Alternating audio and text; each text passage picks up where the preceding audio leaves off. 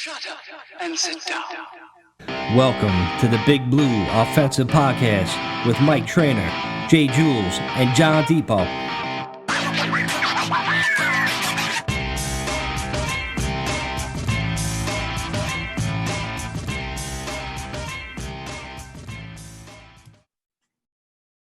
Hey, what's up, Giants fan? Welcome to the Big Blue Offensive Podcast. I'm Mike. That's Jules. That's John. John, we got a special week this week, even though I wanted to, have a night off, a bye week for myself, but you guys dragged me back into it. But, John, we got a special guest this week, man. Who we got? This week, we have on the famous Murph from Clapback Sports. Him, Tino, and the Mage have that awesome show over there we listen to every week. So Murph's on there. Murph, how you doing, man? Good, man. I appreciate you guys having me on. Like I was saying, I'm glad we're finally able to do this, man. I feel like we align on a lot of things, and we're always going back and forth on the Twitter world. And I feel like this should be a good show. I'm excited and just itching for some Giants football. Probably more like Giants misery, but just itching for some Giants football, boys. But I'm glad to be here. I appreciate y'all. I do got a question for you, Murph. What do you think the over and under is on how many fake-ass Giant fans went out and bought an Odell Rams jersey and celebrated the game last night? Unfortunately, I don't think I can answer that, man, because I think the number's way too high. Right. I would have went over. That's what the betting line is. Yeah, over for sure. Probably I would actually, let's put it this way. I would say over 50% of the fan base. They sold 1 million jerseys in LA and in New York, and that was it. You know what, guys?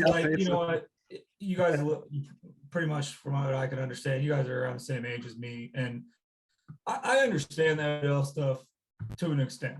A lot of these kids grew up. That was their superstar. That was their LeBron James of football, especially if they were a Giants fan. So I understand it from that aspect.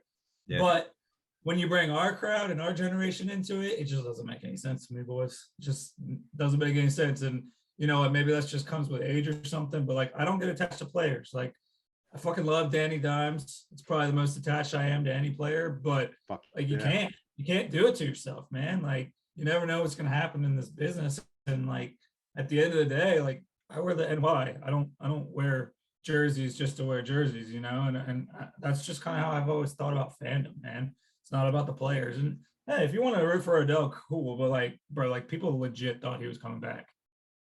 Listen, I still don't get what the whole fantasy is with Odell, right? I mean, look, the guy's been what he has been for the last, 4 or 5 seasons at this point. He went to Cleveland. He didn't blow up there. He's not even the man. He was second fiddle to Landry. I mean, like, I don't get it. It's like, get over it. It's not, you're like, look, it'd be one thing had he gone to Cleveland and he was lighting it up and he was still like an Antonio Brown type player. That I can understand the fascination, but the guy fell off. Anybody else that sucks for a couple of seasons in a row, is always injured, always hurt, they don't get a strong fan base. And for whatever reason, it's like these Giants haters that want to just hate on the team in general will always like come out of the woodwork and they're like literally going on and on and on about how Odell this and Odell that. It's great. They're going to see how he's like a cancer to the team, literally goes to the Rams and they end up losing in their first game with him on the field. This is great. It was perfect. Did you see that one picture of Odell standing behind Matt Stafford, just like grilling him and like staring through his fucking skull? I was like, already. Oh man, I mean, he's Hollywood. That's the big thing with Odell. Just he's got that just kind of like, supernatural like aura and energy about him. And if that's what you're looking for, you're just looking for just entertain me clowns, then I can see how you would just get so behind Odell. But if you're like a football enthusiast, so to speak, and you appreciate the team nature of the game and like that aspect, the camaraderie of it, it's hard to get behind a player who walks off the field to get IVs, demands to get traded. You hear all this stuff in the last couple of weeks about how he's going to different sidelines, asking to get traded when he was on the Giants, when he was with Cleveland, asking coaches to, please come get me from both teams. Like, how is that a team player? That's like the antithesis of what you want as a football player. That's my 2 cents. No, I'm with you. And unfortunately, in our day and age, fantasy football has really tainted our game. And I think a lot of people just root for players, and that's where Odell kind of comes in. But you know what? He hasn't done shit. And honestly, like, I can get over all the antics and all the clownery. But my thing is, like, dude, the minute he threw Eli under the bus, it was over for me. It's like, I don't give a shit. Like, You threw Eli under the bus. You're still searching for that fucking quarterback that you bitched about that you never had. And I mean, you're just another wide receiver, man. You're just another diva wide receiver. Look at Antonio Brown. I mean, like, I guess Antonio Brown was a little different. He was legal issues, but I mean, he's the number 3 now, right? Right? Like, he's a number 3 wide receiver. And that's the same direction that Odell's heading to. Doesn't mean he's not going to be good, but like, he's just not what he thinks he is. The NFL stands for not for long, man. It's like usually a career in the NFL is like 4 years. So it's like people are thinking that Odell's just going to come to the Rams and take like a slant to the house like he used to do in his early days. I'm like, guys, stop living in the past, man. I don't live in the past. I don't even think about any ex-girlfriends I have. Like, it's in the past, man. You just forget about those broads. You know what I mean? Until you have a few drinks in you. All right, then I start making late night phone calls. You up? 1:30 in the morning. In all seriousness, though, I don't buy into that fantasy. Like, I'm going to stick to this one player kind of thing, because I'm going to throw out a name. That guy was way better than Odell has ever been for his career. Julio Jones. I don't give a shit. I used to love that dude, and Michael attests to that.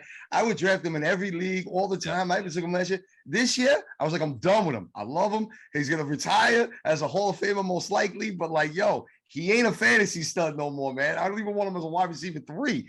You got to let those guys go. I learned the hard way years past that. Like, you start hanging out to those guys and your team sucked that year. Well, honestly, I think this is probably good because we're on the topic already. What do you guys think? Like, I mean, if I had been Odell, I was probably joining the Packers. Personally, I think the Packers and the Bucs are the 2 best teams right now, today. Maybe not at the end of the year, but if I'm signing with a team, I think I'm picking the Packers over the Rams. Now, it does help Odell kind of get it into the rotation a little bit more with that Woods injury, but I don't know. I was surprised. I mean, I knew the Rams were going to be there, but I really think I would have signed with the Packers. It's funny you mentioned that. Go ahead, John. He said if you wanted to play with, apparently he didn't want to sign there because he didn't feel welcomed. Oh God. Yeah, because they probably told him that he's not going to have free reign. Did you hear about that thing where he had to make sure he was getting the right number? Did you guys notice what number he was wearing? I don't know. What happened, John? What did he do? So he had to work out with whoever wore number 13. I think it was the backup quarterback on the Rams. He had to convince him to give up the number before he would sign the contract. So he was more interested in the LA fucking Hollywood life with the number and the brand than he was about going and playing with Aaron Rodgers and potentially winning a fucking Super Bowl. Yeah, how come he didn't wear 13? Why did he wear 3? Is that he ended up wearing 3? That's what I was asking. Yeah. I didn't happen to notice. He only got 2 catches the whole game, so I wasn't really paying attention. Well, he did wear 3 in college, so maybe that's why. But that's what it was. Honestly, man, I don't give a damn about Odell. I was rooting for the Rams. I felt bad for Stafford for all those years in Detroit, but me too. Not anymore. I'm not rooting for the Rams. Fuck them. Yep, fuck them. Well, let's talk about the Giants, man. What do you think about this first half so far? Going into the season, I think a lot of us had high hopes for 10 wins to 4, all that shit, and it started off not that great. But has your faith in Joe Judge or Daniel Jones or the organization as a whole, has it waned in the last 9 games? Do you feel more confident? Like, what are your feelings on the first half? I think the best 2 words to describe it are frustrated and confused. I mean, I don't know where you want me to start, but I know the topic of discussion, right? Gettleman's gone, guys. I mean, he's going to retire, or he's probably going to be gone. So it is what it is. Thank you. I'm done fighting the battle. It is what it is. I think he's probably gone. But my thing is like, where do we go with Joe Judge from here? I really think Joe Judge is a CEO type guy. He's a guy that has control of his program. I'm going to say this, and I get a lot of shit for it all the time, but I think that Joe Judge possibly might be a better general manager type than a coach. I think he does really well with what he's kind of built here as far as the locker room, morale. I mean, from a practice standpoint, it looks like it is a well-oiled machine in all fronts, but Joe struggles on Sundays. With that being said, it's hard for me to be completely out on him, man. Like, I don't, and half of that is because of how we've operated in the past. we just don't make good decisions from a management standpoint. And the way I look at it is like, why can I trust them to get it right again? So if there is any positivity with Joe Judge right now, I try to look at that more than the negative to see hopefully that this can work out. But I'm really indifferent on it, man. Like I'm usually pretty stern with my opinions. Like I'm either on one side or the other, but I don't know what to do with Joe Judge, man. I really don't. Man, Yeah. it's a tough one. Like I'm at the point now where like I kind of get it. I think Edelman is going to retire. I think they're going to do it nicely. It's just like it's frustrating starting the year like the same way all the time. But it's like I just don't want them to just like start over again, because then you're looking at another rebuild for another few years if you bring in another GM and a whole new coaching staff. And it's just I can't do it, new man. quarterback. I can't. Like it's too much time. Like I don't know how much time I got left. You know what I mean? I don't want to be fucking in this mediocrity, just fucking starting the season. Then we put it on towards the second half, and then maybe we have a shot at the playoffs, and ultimately we just don't get there. So I mean, this year is the last 8 games of the year, whatever the hell, the second half, man. It's all on these games, man, to determine everything.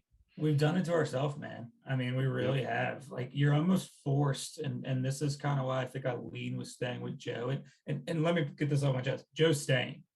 Joe is not getting fired. I think so too. I'm just talking my opinion here, but Joe is staying 100% in my opinion, just from the way he has said things in press conferences. And I do believe that Mara thinks he has a CEO type. But with that being said, as a fan, I understand wanting a change. But like Mike said, I mean, I don't think we have the time. And to be honest with you, dude, we just spent all this money again.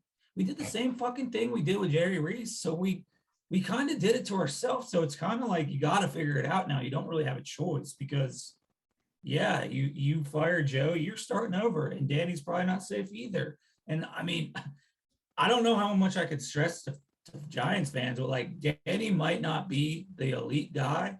But like, it is so fucking hard to find a quarterback.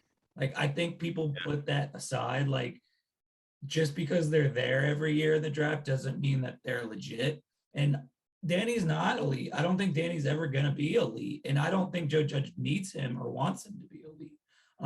And we can get into the offense later, but I don't know what to really expect from the franchise. So I feel like we have to stay with Joe Judge. I don't see it. But with that, no arranged marriages, dude. None of that shit. Never works out. I'm not posting any GM on him, man. Like, it's got to be someone that is connected to Joe Judge and know Joe Judge personally already. What would you say about, say they go, I don't know, we have 8 games left, 4-4, 5-3, just barely miss out on the playoffs. Would you say, hey, listen, let's kick the can one more year with everybody that's here, and if it doesn't work out, then after 2022 we just scrap the whole project, because then you'll have enough time under Joe Judge, Patrick Graham. I mean, I don't even want to say his name, but hopefully the OC might be gone. Just one more shot with this. That way you can start 100% fresh with a new whole front office, coaching staff, everybody, going into 2023. So that means Gettleman gets one more draft. Is that what this scenario is? Because hell no. Hell he does draft good, Jules. He drafts well. He drafts. Does he know? You know, we can go back and forth on that. We always do. Yes, he's found some gems within the draft, but then he's made some other ones that weren't great picks, you know, and now he's going to have 2 first-round picks. You know, that's crucial, man. Those first 2-round picks can make the difference for us. Look at what happened with San Francisco when they got the number 2 overall pick. They ended up in the Super Bowl that year.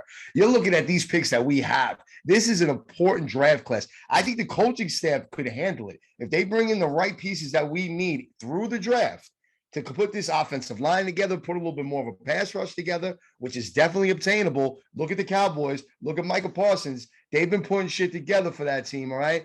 So all I'm saying is, with all that in mind, this is a very important draft. I think even with some other GM in the front office, maybe it is a guy that's really connected with Judge. I don't know. We'll figure that part out when we have to. But I said it last year. I said this team is unsuccessful. Gettleman's got to go down with that sinking ship. He's going to be the scapegoat. He's the guy that takes the fall for this season. And then next year, You get someone in there, they make the right picks, we put pieces in place, and we fail again.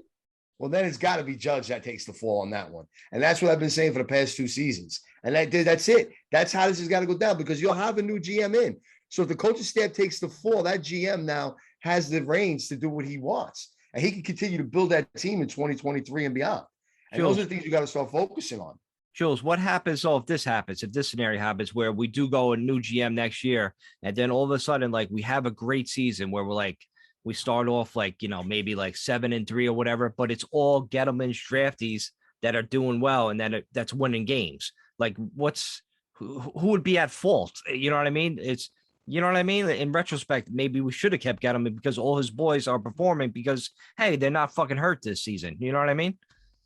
Well, one thing to remember, though, what do 95% of GMs do when they get into a new team, really in all sports? Do they continue on the other man's project, or they want to start their own? You get another GM in here, you don't know, just because he's friends with Joe Judge, this and that, doesn't mean that he's going to have, not his own best interest at heart. And if there's a disagreement or the relationship gets fractured somewhere along the line in the first year or two, you're gonna be off on the cycle. You kind of want to get 2 guys in here fresh that can start from the ground up building something, as opposed to always kind of like handing off like the Jets pretty much do. You always have arranged marriages, man. Arranged marriages. We don't want that. There's so much at stake in the NFL for these high. I mean, you're talking about there's 32 head coaches in the NFL. There's 32 GMs, and there's a couple of hundred front office jobs in the NFL.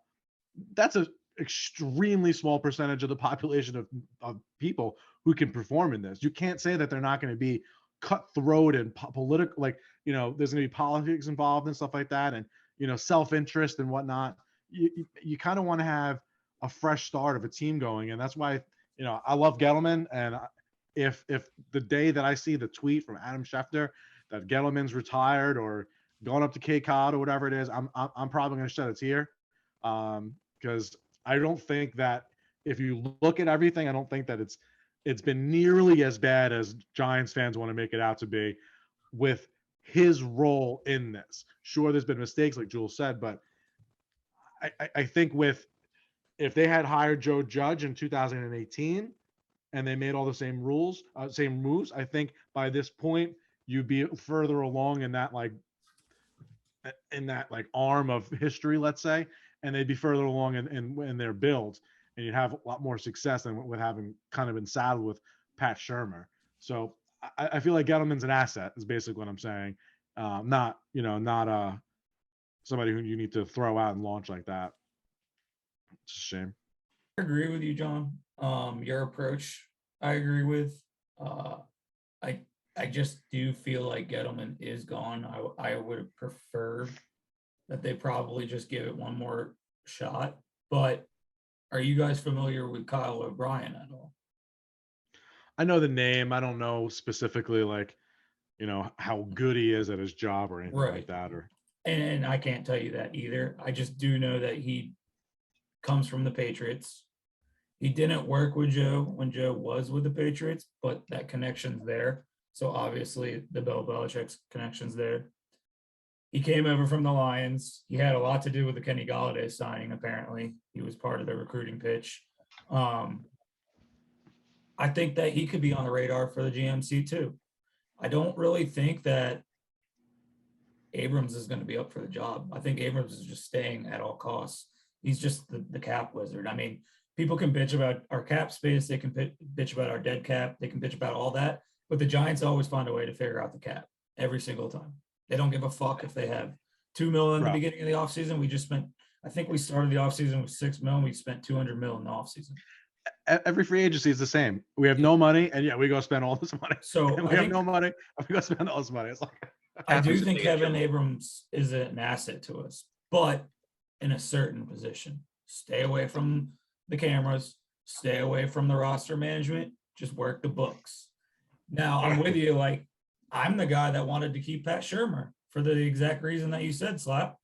You can't just keep changing your underwear, man, like, especially with a rookie quarterback. Mm-hmm. So that's why I'm so indifferent on the Joe Judge thing, is it's like, I would prefer to start clean. but I don't know that we can afford that. I really don't. Like, there's just so many layers to it that I feel like it would set us back even further. And then you really are wasting Danny Dons' contract because he's not going to be anything but a scapegoat.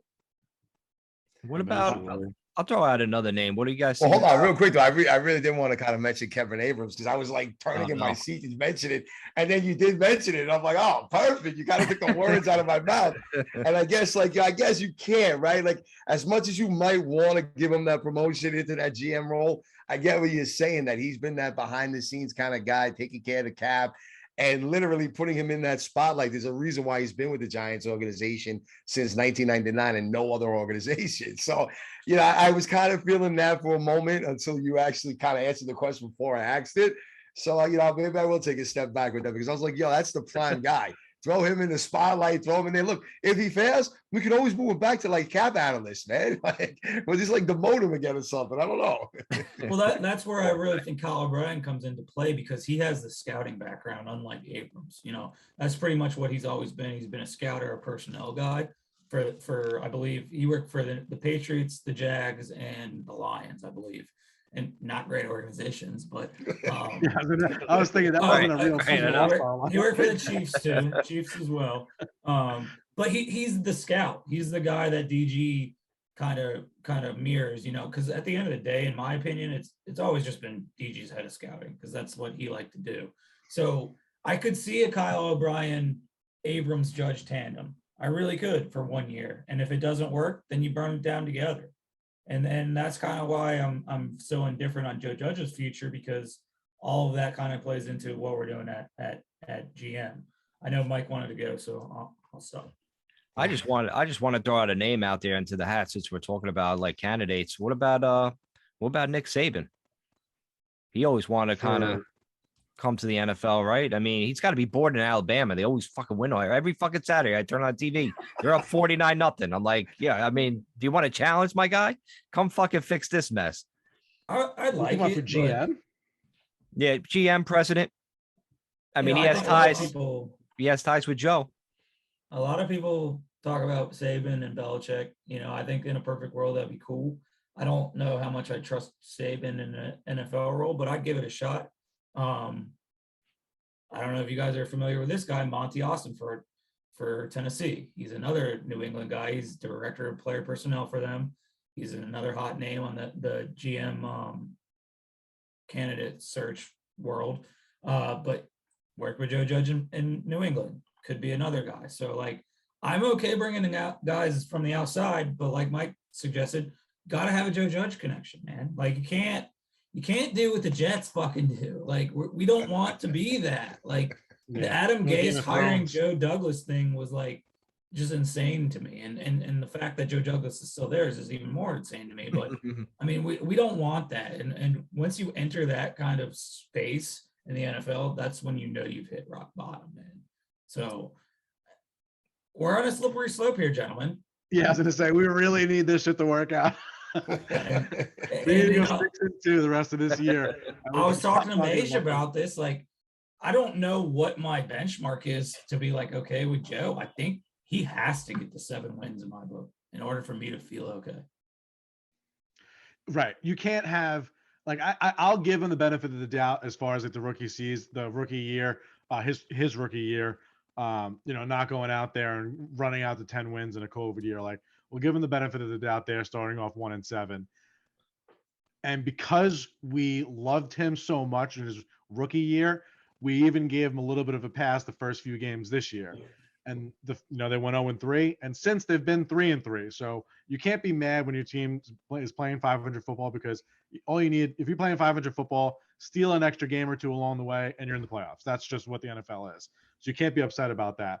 But if you're going into the softer part of your schedule at this point and you can't figure out a way to continue to play 500 football, or go 5-3 and you go 3-5, or God forbid fucking 2-8 or 2-6, whatever it is, that would be a disaster. And at that point, you can't feel confident with anybody in the organization going into 2022. Well, we are getting healthy. You know what I mean? We are getting healthy, yeah. Saquon should be back. He looks good. I don't know if you saw the clips of him playing. Andrew Thomas. Thomas. That's another Murph, one. do we lose you? You're Yeah, frozen. we might over have there, lost him momentarily. Damn. He's got that dial-up service right now. I'm sure. Oh, he's gone. He's gone. He's gone. I'm sure he'll be back on. But yeah, if Andrew Thomas and Barkley comes back, I mean that helps. That helps the offensive line. But the one guy I don't trust is that Matt Secura guy. I did not want him signed to begin with. That dude is just terrible, man. I mean, remember in the very beginning, like they said, oh, he's a possibility. We might be able to sign him, or blah blah blah, get him off a practice squad, or like the Ravens or whatever. I did not want that fucking lunatic. And sure enough, he's like, I'm sorry, who signed him though, Mike? Who brought him in? We did. Dave Gettleman signed him. You know what I mean? So that's the one guy I do not. I knew he was. I knew he was going to fail on this. You back, Murph? Back. Sorry, boys. I guess I lost internet. I don't know what happened. Sorry, do you have Verizon Fios? Yeah, I do. Do you live in Jersey? No, I live in Richmond. I live in Virginia. Yeah. I had that happen before. Like all of a sudden my internet just like flashes out for a second. I was playing Madden online. I ended up losing a game. I'm sorry, boys. I don't know what the fuck happened. That's the worst. How'd that happen? Or it happens to John almost all the time. Right. my computer says no. We got him calling in from his house sometimes on the phone. Like you think he's on the road or whatever. Shit. I actually don't mind that because I can walk around fucking. I don't have to be sitting like at the computer. I don't mind doing that. I don't mean to fuck y'all up. I'm sorry. No worries, man. No worries. We were literally just about to get into what like your expectations would be for the second half, right? Giants are being noted that they have what they would consider a softer schedule, much more than what they had over the past like 7 games. I mean, what are the expectations for you? What are you thinking? I mean, you think this team can win 6 games down the stretch? Assuming Saquon and Thomas are healthy, what happens the next 8 games in your mind? I mean, Thomas has to be healthy in order for anything to happen, in my opinion. The next half of the season, we got to show some progress on offense. Something I wanted to share with you guys was some of the offensive numbers, and I mean, dude, we have the worst red zone percentage in the league, right? Everybody knows it. We're awful in the red zone. Everybody wants to complain about the scheme that we have on offense. And I mean, I know there's a lot of Jason Garrett haters out there, but lately I've been coming around to the fact that I don't know that he's the entire problem. I think that Joe Judge wants to play this brand of football. And whether we like that or not, it's not really our choice, and that's just how it's going to be. But with that being said, his coordinator's got to be better. Situationally, he's awful. But, dude, we've kicked 21 field goals this year. 21 fucking field goals. We have 17 TDs. Imagine I if wouldn't we mind took the those 21 field goals if it was like 27 touchdowns. Right. You take those field goals and turn them into touchdowns, and we have 2 losses right now, boys.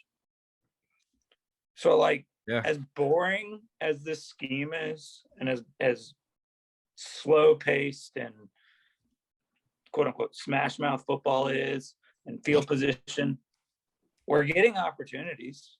We're just not taking advantage of those opportunities. It's sloppy. It's not pretty. It's completely ugly, and it's got to get better. But it's really hard to say that this scheme can't work in the NFL. I get it. It's a passing league. But, I mean, if we execute in what Tom Coughlin would call the green zone, this team has at least 2 more wins, maybe 3.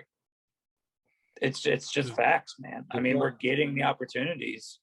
We're just awful at calling plays in the red zone. And I'm not going to lie to you guys. I think Danny is very bad red zone quarterback. I think he can't throw a fade worth shit. And I think that Danny is a better intermediate deep and deep ball quarterback than short. He can throw the check down, but he's a little sketchy outside the numbers on short passes. And we don't really use the slants in this offense for some reason. Not at all. No. I think Danny could eat there, and I think Tony and Shep, we were at the beginning, I guess, when Shep was starting, but we don't use that, which I think hurts Danny, because I do think if he's going to play any short game, he's going to be better over the middle. But I mean, we got to be better in the red zone, boys. I mean, that's what it really all comes down to. The NFC sucks. We should be sitting in the wild card spot right now, as crazy as that sounds. Yeah, we should. I mean, especially 21 field goal attempts from being in a wild card. I mean, especially when you hear teams like Minnesota and Atlanta up until this past week having a shot at the playoffs. Like when you're hearing those teams being mentioned, it's like cringing as a Giants fan, right? Because they're like, wait a minute, we should have beat Atlanta, all right? That's just ridiculous. And Minnesota, like they look like they were in every game and then they end up fucking losing at the end. So like those are considered as playoff teams for that 7th spot. Like you got to be kidding me. So I mean, yeah, I mean it is a little frustrating when you think of things like that. And then obviously when we get into a little bit more talk about the Bucs and the game to come, now you see Washington beat Tampa, man. God damn it. That was my prediction for this Monday night coming, and now he went and go ruin it on that for us. So, like, it's just pissing me off. I fucking hate Washington now. Jules, listen, Tom Brady, it's that time of year where he kind of like slows down. You know what I mean? He's like, he's just like tired or bored or something.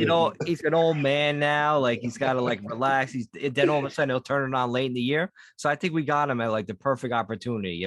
But especially their defense, Tampa's like they're banged up, man. They're without a few guys. I know JPP's one of them. Yeah. So like they got their secondary is like depleted. So if we have time to actually throw the ball, Jones should make some plays. I mean, come on, man. And the money line's like plus 400 for the Giants. You got to take that bet. I guess he's driving to Jersey on Sunday. I already did. No, it's live in Connecticut on DraftKings now. So I went up. I crossed the border this afternoon. I put all my bets in. So like I'm ready to go, man. Go Giants. Look, so, I'm telling you, I was predicting this, that if Washington would have lost like they were supposed to, that exactly what you just said about Tom Brady, kind of taking it easy, putting it in neutral for a couple of games, would have been what we got on Monday night. But the fact that now he's lost back-to-back games and it's Monday night in Tampa and we're coming in, oh God. It don't look good. Like, I don't think he's gonna lose that game if it like he never wants to lose to the Giants, first of all, just because of the Super Bowls. But now you want to put the fact that he's lost 2 straight, he's slowly creeping out of the Super Bowl conversation, and he's at home Monday night. Guys, come on, man. And I'm nervous. I love the Giants, but like we got to kind of look past this week. It's the perfect recipe to get fucking abused for everybody to watch. For Giants, he's readily come out and admitted that he likes beating no team more than the New York Giants. They're 0-2. They just got abused by a bad team last week. Threw 2 picks, didn't have a good performance anywhere on the field. And I think the statistic was in his entire 20-something year career, which is just ridiculous to even say, he's only lost 3 games in a row like 4 fucking times. Like it's not something Tom Brady does. Like it's the perfect recipe for us to get embarrassed next week. So it's tough to look forward to. I really wish that it was a different game that we were coming out of the bye and then maybe play them afterwards. But it would be fucking sweet to win that game though. Yeah, it would be sweet to win that game. Oh, what I wanted to say was this, Murph, when you were talking about the offense and it might be Daniel Jones coming into the league was almost perfect in the red zone. I think he had like however many touchdowns in the red zone with no interceptions. He was one of the best red zone quarterbacks. And then he had 24 touchdowns in his rookie year with fucking Pat Shurmur. I think it's really just the play calling in the red zone. They try to do something that they're not capable of doing, I guess, to an efficient standpoint. It's not having a running game, John. Yeah, that's a big part of it. I mean, it's not like we scored a ton of points last week, but we did have a running game. We ran for 140 something yards or whatever it was. But it's just not having confidence, I guess, in your offensive line to hold up. So you're calling the game to try to avoid that, I guess. But I don't know. I find it hard. I don't want to put the blame on Daniel Jones because he's an accurate player and he's an accurate thrower of the football, and he's come up well in those spots previously. So the main thing that changed is just fucking Jason Garrett. All of a sudden, his touchdown numbers just went away. Their ability to score consistently went away. And it's partially because of Joe Judge too. When you're throwing like little out passes for 3 yards when the goal line is about 6 yards away, that's a little bit of a problem too. You know what I mean? Yeah, like it's definitely on Joe Judge. Their like very conservative approach to the game. Like you have to be concerned. We lost Murph again. Yeah, he was having some technical difficulties there, so I know he heard the question that you had asked, but there's definitely a reason why he didn't jump in there. So, I think that it's Garrett struggles with the red zone play calling, but I think the nature of their offense, their MO, as far as like just trying to matriculate down the field, run the ball, not be too aggressive, is because Joe Judge is, saying this is how I want to play the game. I don't trust our tackles and offensive line to hold up and not get Daniel Jones killed. So we need to play ultra conservative. And I think that he's at 100 when he really needs to be at like 75, 80 when it comes to like conservativeness in their offense. I think that they have, especially now that Galladay's back and Tony's back, and then hopefully Saquon and Thomas are back. I think that they could really put their foot back on the gas, and hopefully the next day of games we can see them actually see what they're about offensively. Yeah, for some reason I just feel like this is how Joe wants to play. Yeah. I mean, how much of it do you think it is of the play calling and the way that he wants it to, have his system in there when it comes to this approach and the goal line attack here? Or is there some effect to it where, because there is no Barkley, there is no Galladay with the timing where they could do one of those little fade routes where he just goes one-on-one and he goes up for the pass, where we didn't really have a healthy Rudolph actually getting plays in place because he had a touchdown a couple weeks ago. I mean, how much of that is affecting some of this play calling as well? I mean, to me, I think that definitely puts a hamper on it. For sure. I mean, injuries definitely are hurting us. But with that being said, since Joe's first game here, I don't feel like the offensive approach has changed. I mean, I think even healthy, we might be able to move the ball better because we're going to have obviously better players on the field. But the Giants went all in with this offense. They went all in with this offensive line. They believed that guys like Shane Lemieux, Nick Gates, and Andrew Thomas could get them through and really run a power offense and run the ball. We lost 2 of them, like you just said, Jules. Then we lose our wide receivers. So, I mean, you look at weeks 2 and 3, they're probably our healthiest weeks and our best offensive weeks, no? So especially against the Saints. I do, exactly. I definitely Washington too. Washington was a heck of an offensive game too. Yeah, weeks 2 and 3. Or was Saints 2 and 4? 2 and 4. 2 and 4. Yeah, because week 3 we played the Falcons and fucking just didn't. Yeah, we blew that too. But we fell asleep. I think they fell asleep. The offense fell asleep and got retired like Eli did. They were more worried about that than anything else. Well, Atlanta, we had a full squad in the Atlanta game for the first 5 minutes of the game. Then everybody just dropped dead. Yeah, Martinez, everybody just started getting shot down. It was ridiculous. And you know what, guys? We didn't have any injuries on the offensive line last year. People forget that. Like last year is rare. Fucking rare, especially in the world of the New York Giants. Like no injuries on the O-line last year, and then to come into this year and really go like put all your eggs in the basket on those 3 guys, and then for all 3 of them to get hurt. I mean, that's going to hurt your scheme for sure. So I'm with you. I don't think Joe trusts his O-line. And I'm going to disagree with you a little bit, John. I think Joe does not trust Daniel. I really actually kind of do believe that. Wow. I don't think Joe trusts anybody on offense. I think that Joe and Patrick Graham are so tied at the hip. And I have a quote, and I'll send it to you guys after we hang up here. Or if you give me a second when one of y'all are talking, I'll get it. But Joe Judge is going to play to the tune of his defense. If his defense is balling out, we're going to play field position offense every single fucking time. We're going to run the rock, get in the scoring position. And he said something in his post game or in his coach's film this week. We're not going to lose yards. We always want to go ahead. So, like, you're not going to see Danny drop back a lot probably in the green zone because they want to push forward. They don't want to lose 3 points. They're not going to lose the 3 points. They're always going to be in position to score, but our problem is we aren't getting the 6. We're selling out for 3 every single time. But, I mean, it's going to be to the defense, man. I mean, he said it after the Chiefs game. He's going to play to the tune of his defense. He believes that's the strength of our team. I'm still indifferent on that a little bit, but I do believe him and Graham just kind of really run the show, and the entire team is run through the defense. So if the defense is getting their doors blown off, Danny's going to throw the fuck out of the ball. Well, maybe Murph, maybe it'd be different if we had all our guys on offense healthy. Maybe he's just forced to play that way now because of what we are lacking, what we don't have. You know, if we had I agree. Galladay healthy, Tony healthy all year, that's electric wide receivers that, I mean, it sucks that they played like, you know, a couple weeks ago, but we had no line and Daniel Jones, no time to actually go back and throw him the ball down, you know, downfield against the Raiders. They couldn't do it because that pass rush of the Raiders was just eating those guys alive. Like, you can't let Jones sit back there for 3 seconds and just get killed. Because I was counting the time. Like, if you watch like the Giant game and then you watch in the other games at the same time, like with the DirecTV package, and you look at all these other teams that have all this time to throw the goddamn ball, you're like, oh, of course they can run plays like that. And then when we're up, we have literally a half a second to hike, and you have to get rid of the fucking ball. And these guys, Tony's fast, but he can't get 20 yards down the field in a second. You know, it's frustrating, man. It's frustrating as hell. There's definitely layers to this thing. I mean, for sure, everything you're saying is true. The injuries have really crushed us, but that's the NFL, man. You got to figure it out. I will say the positive of this team, in my opinion, is for once, I feel like we kind of do actually have some depth. We have guys stepping up in roles that they weren't going to be in. Julian Love.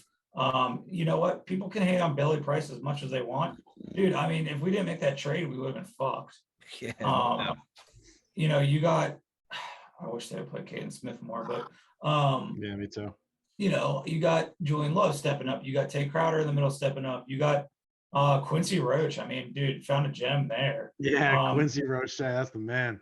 Yeah. So, you know, I do feel like we finally actually have bodies that can step in and play, and that's a positive, but it's not good enough. But I know you guys don't like to hear it, but like I'm completely sold that this is the way Joe wants to play. He wants to play to the tune of his defense, and he wants to control the offense or control the field on offense. I mean, it just screams it to me, man. Like, running the ball 3 times in a row. I mean, like, what? Like, it just tells me he doesn't trust his quarterback, and it's valid. You can't trust your O-line, but does he even trust his OC? Do we even know that? How do you not get rid of? How do you not? If you don't trust him, you had 16 games last season to not trust him. How did you not go into this offseason saying we got to figure out a way to get on the same page, or get a new guy in here, or relieve him of the play calling duties? Because just because he's the OC doesn't mean that. This is the week, John. This is the week you would do it. You would change coordinators. Yeah. Well, you didn't even have to. You don't even have to disrespect Jason Garrett if you hold. I know the Maras and the organization hold Jason Garrett in high regard, you know, just as a man and as a football guy. So maybe you just have Freddie Kitchen step in just for play calling duties. He doesn't get OC title. Jason Garrett gets to finish the year as the OC, no problem.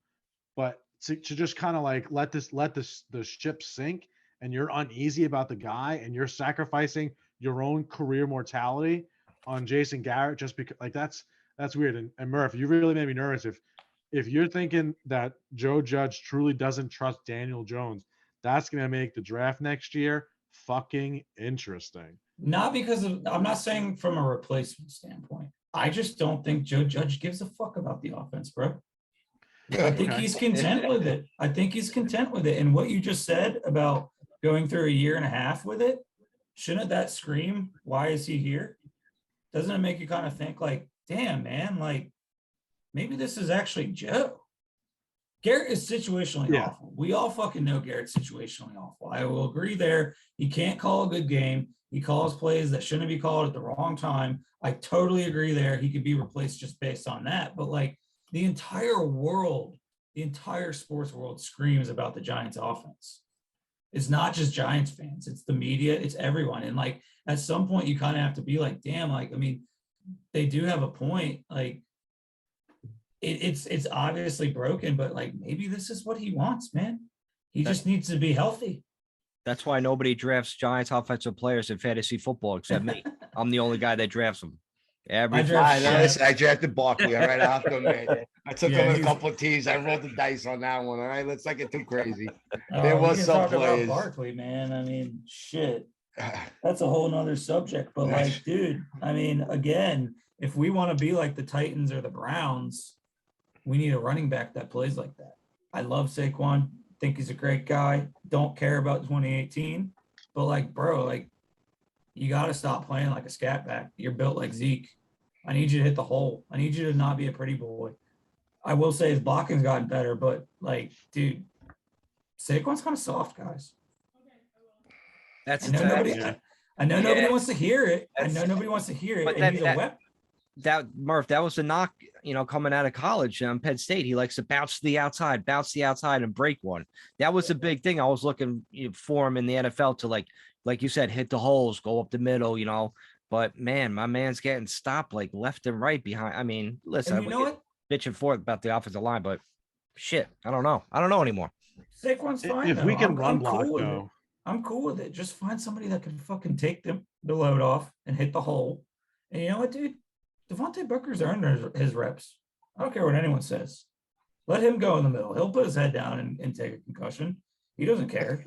I mean, honestly, I got so much shit when we signed him on Twitter because I was backing it. But the thing that with Devontae is he pass blocks, plays special teams, he can catch, and he runs and doesn't avoid contact. I mean, it's kind of what you want in a running back, man. I mean, and it's really made me kind of really think about Saquon a lot the last couple of weeks with him being out. Like, I don't even know like what he brings to us besides electric plays to us anymore.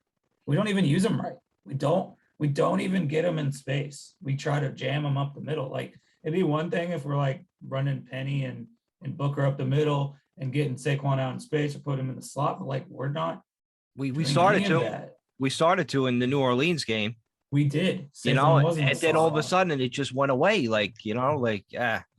we see that all the time with this team. We do these things that work, and then we never see it again. Yeah. I know y'all will agree. Week two was insane what Danny did, and we haven't even tried to do anything like that. Not even try. They just have to be scared that he's going to get hurt, because he made that game almost unfair for Washington's defense. All we did for 9 months in the offseason is listen to how good Washington's defense was going to be.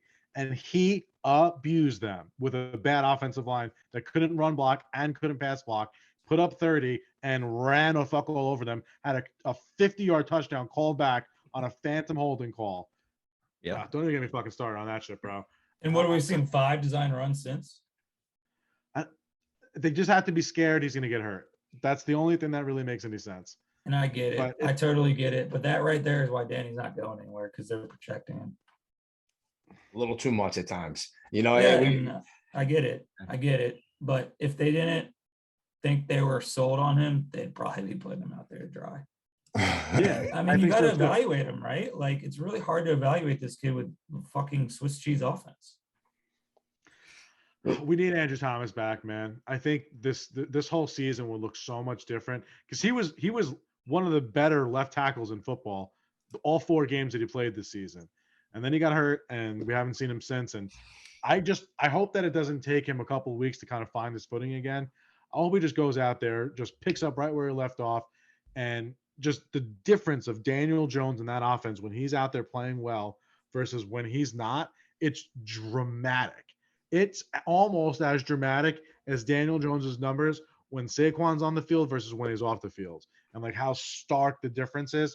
It's almost the same thing with them, because I have faith in Nick Gates. Had faith. I mean, now we've got to see how he comes back, but I don't think that the offensive line would have been too bad with with the starters that we had. But with nothing else, at least just with the left tackle, Daniel Jones plays pretty well. We need fucking Thomas back. Listen, and you brought up a good point. With letting I nicknamed him Booker T because he's a good wrestler, and I just like that nickname when we signed him. But you brought up a great point. You brought up Cleveland. You brought up Tennessee's offenses, and one of the things. Look at Cleveland, right? I mean, Chubb and Hunt are both explosive in the backfield, and they get down and they pound it out. I mean, look, if we have some sort of approach with that, where maybe you have Booker and Barkley in the backfield, and they could kind of represent that. You know what? Maybe you have something. You play some defense. Defense has been holding their own the last few weeks. They look really good. I mean, if that's the smash mouth football you want to play out the rest of the season, we might surprise a few people. But again, we're gonna need Thomas healthy. We're gonna need Barkley healthy. We're gonna need at least one of the big guys on the outside, whether it's Shepard or Galladay or Tony or a combination of all three healthy. You know, that's gonna make a big difference and go a long way if we're gonna really be that team down the stretch. You know, but guys, real quick, let's you know, we got to kind of get into our pick'em segment here. You know, it's definitely a big thing we got going on of this season so far, and you know, for the most part, it's supposed to be a lot of fun because let's face it, man, the Giants season hasn't been that much fun. You know, a lot of ups and downs, and it looks like a lot of repeating the last year.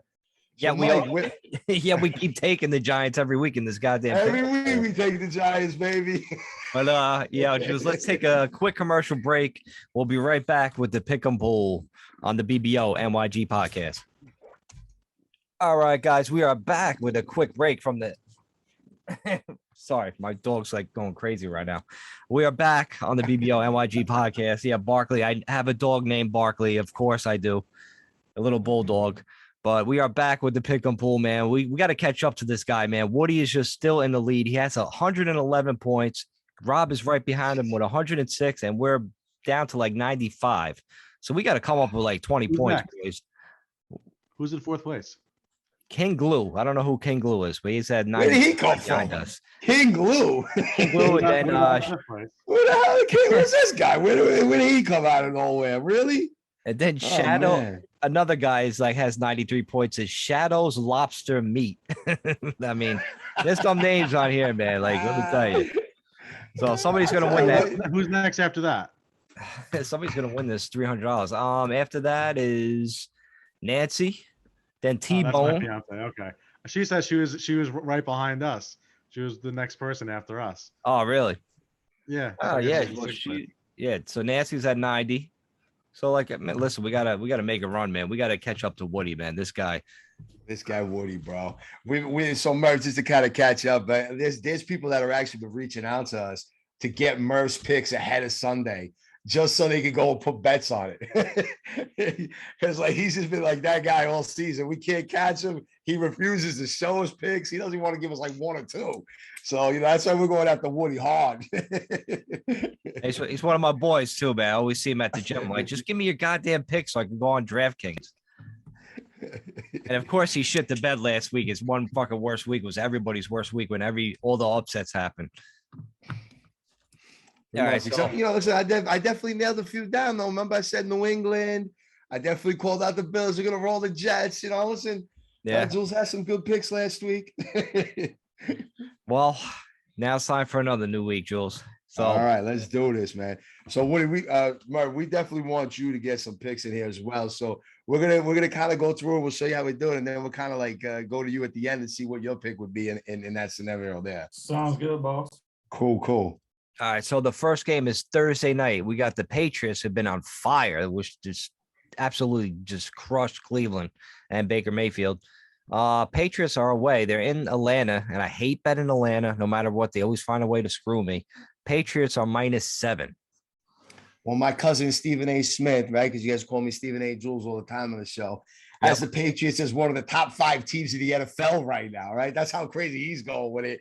So, I'm rolling with the Patriots, man. Until they told me something different, I will roll with them. I'm all in on the Patriots -7 on the road. I'm with that. Annoying the Patriots are good again that quick. Why can't they just Are we unanimous on the Pats? I think so. Murph, you like the Pats this week? Oh yeah, I like the Pats. Half my family's Patriots fans, so I got bragging rights on all them for years. But I do tend to root for Bill. Big fucking Mac Jones fan right here. Everybody laughed at me. Good. Don't care. Nice. Smashing that line, man.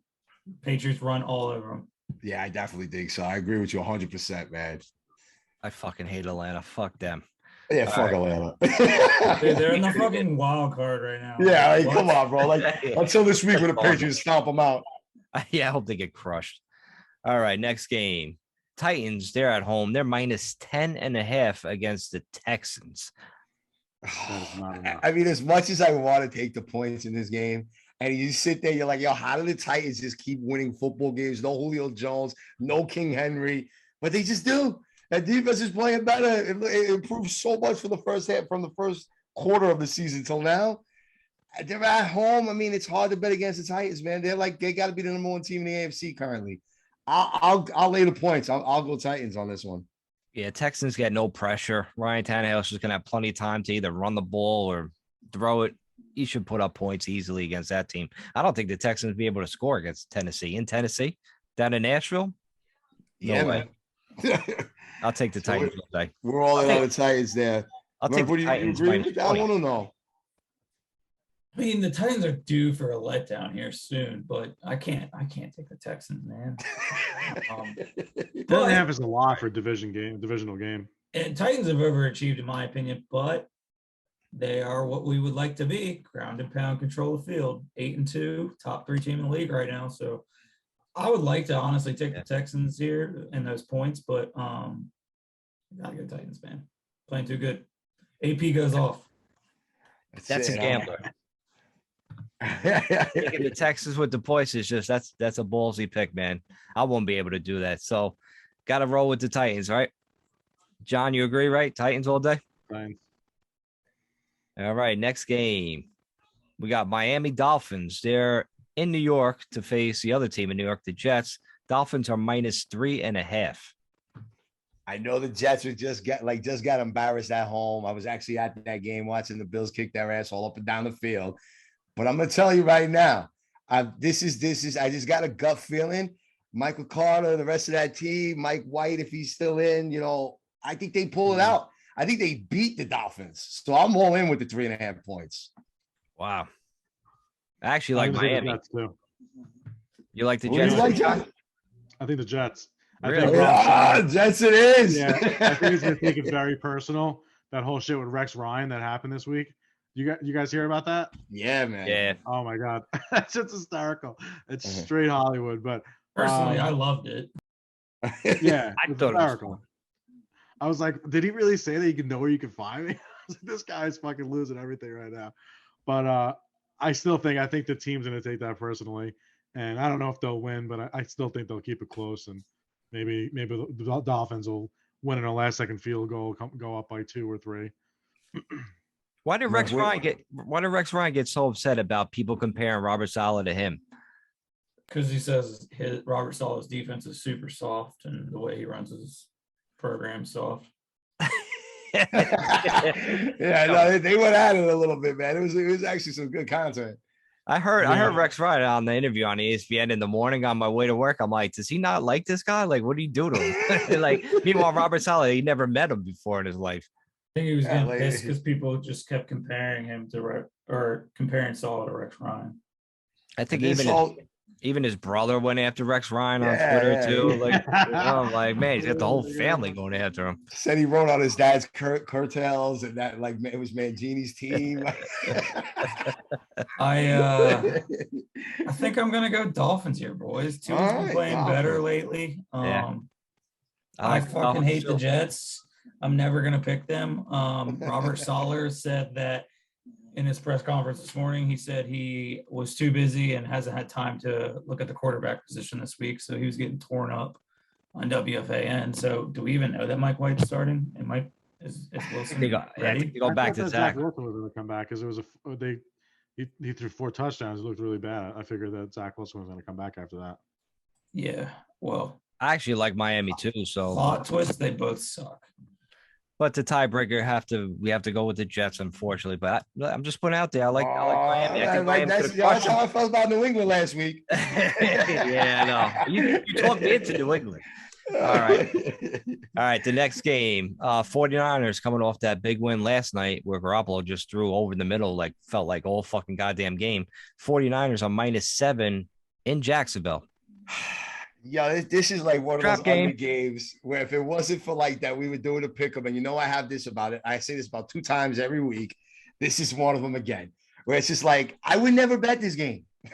If I was literally in Vegas or in Atlantic City, Connecticut, I wouldn't touch this shit. There would be nothing that I'm invested in except for fantasy football because I have James Robinson and George Kittle. That's it, right? But other than that, if I got to pick it, 49ers on the road, I mean, what team shows up? I mean, the Jaguars sometimes can be okay.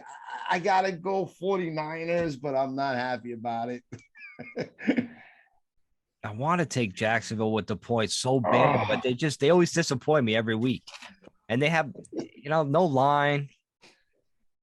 49ers got the good front. I don't know, man. I really don't know what to do here. I guess, John, what do you think, man? I think the 49ers might be a little bit hyped up from their trouncing of the Rams the other day or yesterday. And I think the Jaguars make a fight of it. And I don't know if they'll win. I don't give a shit if they do or not. But I'll definitely take Jaguars this week. I mean, we want the 49ers to lose. What do you think, Murph? Yeah, true. We do. I didn't even think about that. I'm never picking the Jaguars. They're fucking shit. Urban Meyer is just way too in over his head. And honestly, dude, I'm not picking the Jags. Yeah, definitely Niners. Smashing that 7. All the Jags have done to me this year is let me down every single time I've been affiliated with them in betting. So, Niners, big Kyle Shanahan fan. So. You swayed me, man. I'm taking the 49ers just because 49ers it is. Plus, they had that big chain last night. They see the offensive players. They get the big San Fran chain. It's all blinged up. That's what I want. I want a giant one for this fucking podcast, man. You guys throw some Bitcoin money on that Twitter app. All right, you're gonna get that chain, but you're gonna have to give it up to Woody because he's always beating our asses in these picks. I actually think the Jags are the worst team in the league.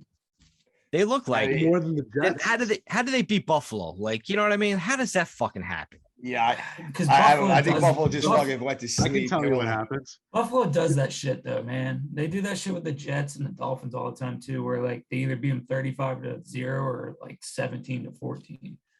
They always have. I think a big part of it is that they're fucking in Jacksonville, and people go down to Florida, and the players go down to Florida, and they fucking party a little bit too much. And that was a big thing with fucking how Miami got wins at home for a long time. So Jacksonville's, maybe not Miami, but still a fucking fun place to go out, from what I understand. Especially if you're a fucking NFL football player. Well, I guess if you're coming, you're gonna win. I guess if you're coming from Buffalo and it's like -10, and you go to Florida and then you're like, yeah, I'm staying up. Fucking party in this fucking atmosphere. I get it. All right, next game. The Packers are in Minnesota. The Packers are -2.5 against the Vikings. Yeah, that. That's just it's a really ugly, scary line. If you really start to look into it, these 2.5 point spreads are weird. It was the same kind of deal with the Saints in Tennessee last week. They were literally one of these like just weird 2.5.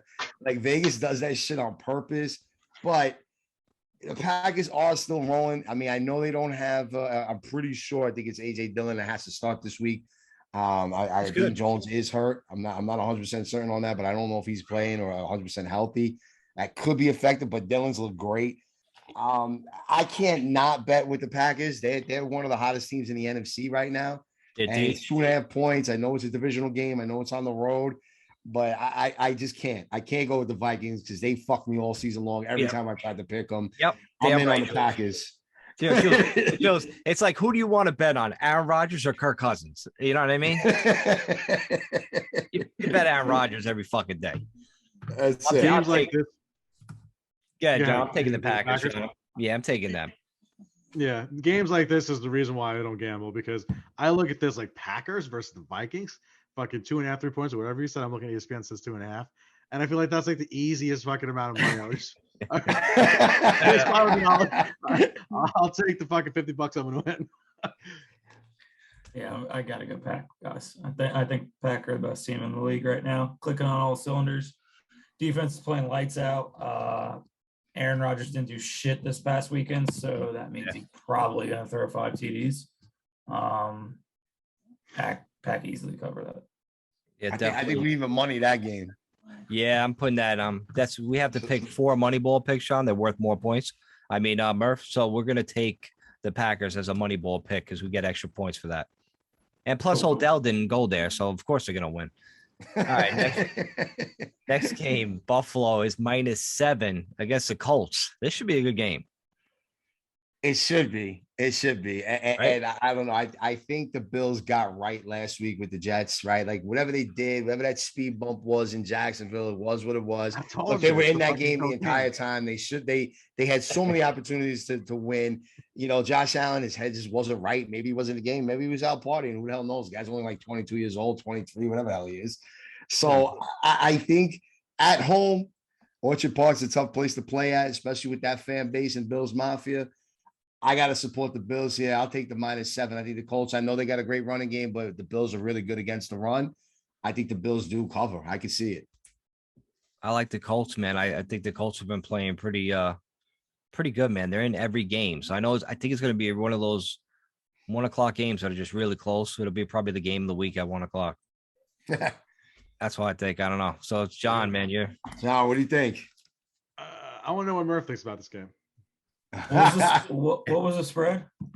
It's 7 points. Bills are -7. So John's deferring.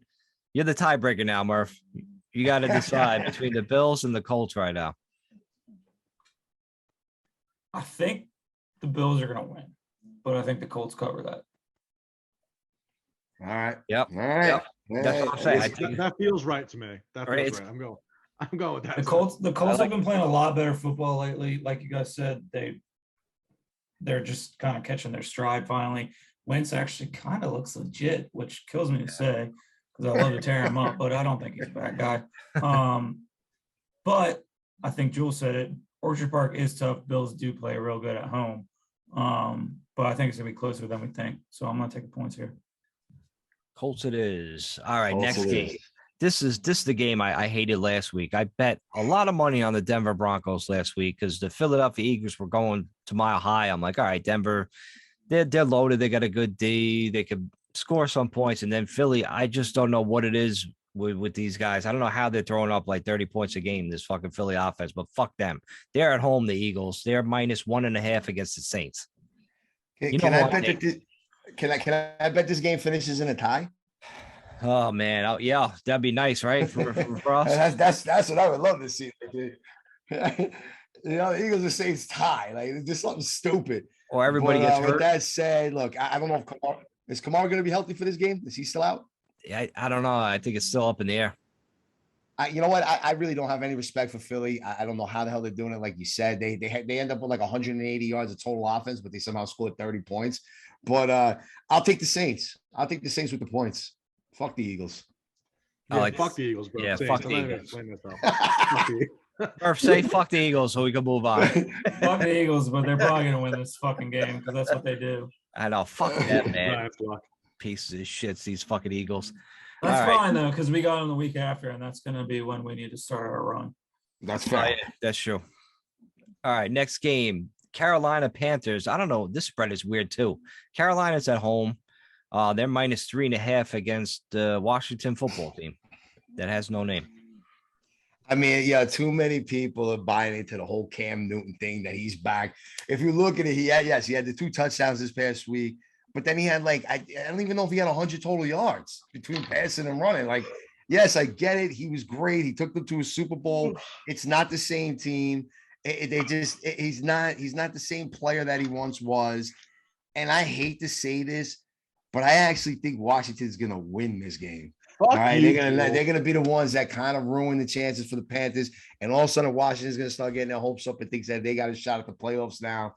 I honestly, really, really do think that Washington, even though they don't have Chase Young, somehow wins this game on Sunday. Oh, without Chase Young, that's right. ACL injury out for the year. Man, Jules, I'm with you. I kind of like Washington too, man. I don't think Carolina's that good. Cam Newton only played like 5 snaps or some bullshit like that? Yeah, I know he had the 2 touchdowns. It was stupid. I don't know. What was the spread again? Sorry. 3.5.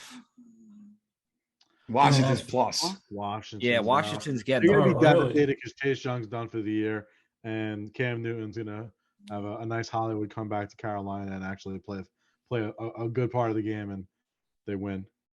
Yeah, I'm going Panthers too. Cam home game. I actually, you guys can hate the Eagles.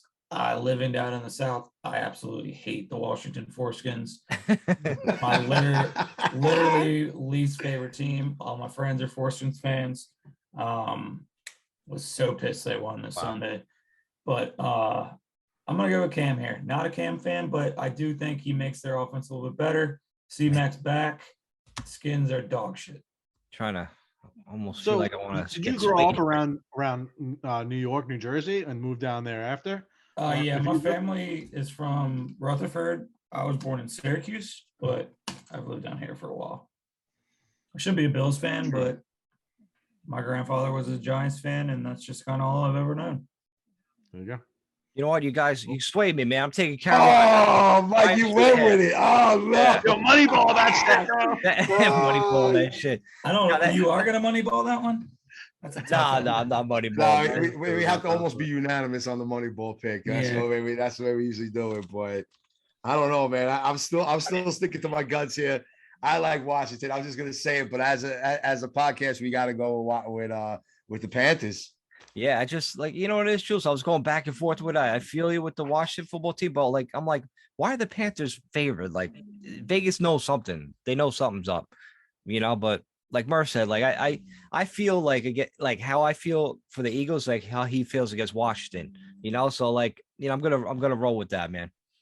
Listen, the NFL is a business, and they influence their own product in a very similar way to Vince McMahon, and Cam Newton succeeding in Carolina is good for the NFL's brand. And true. That's why that's very, very, very true. It's probably why Odell's in LA.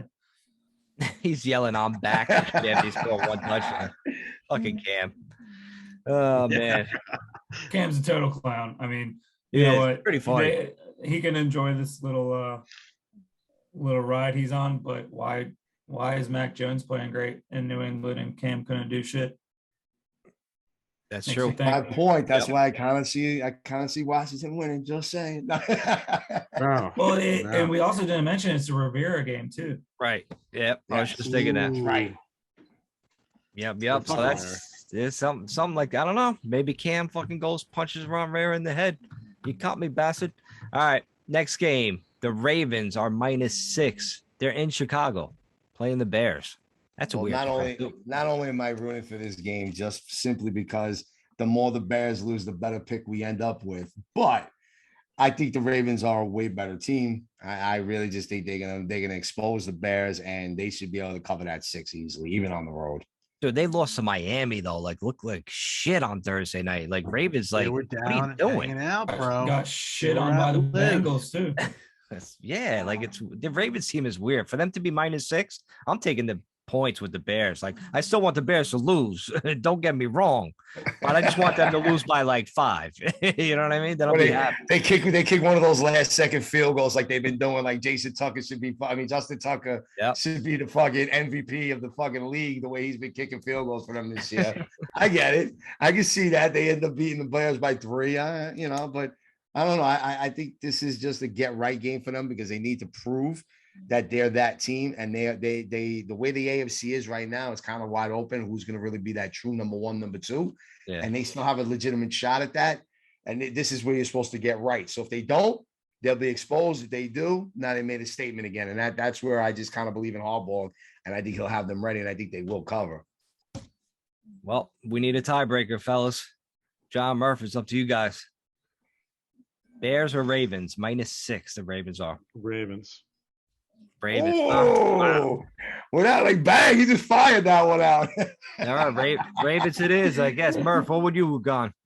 I'm actually going to go to Bears, fellas. Yeah, huh? Wow. Not very impressed with the Ravens. My thing with them is if Lamar's leading, they're going to win the game almost every single time. But I like the matchup between the Bears defense and Lamar. I think that's a nice little matchup right there.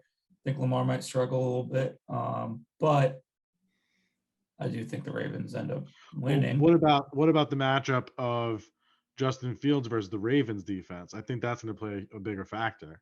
They're banged up in the too, though. I mean, Matt Nagy's awful, so I mean that's a story for itself. But I don't know. How do y'all feel about Fields? I'm kind of indifferent on him. I'm not really sure how I feel about him right now. I can tell you, I don't. Show me something on Monday night. He had a He had a pretty good He showing on Monday did. night. He did, and he threw the ball real well on Monday.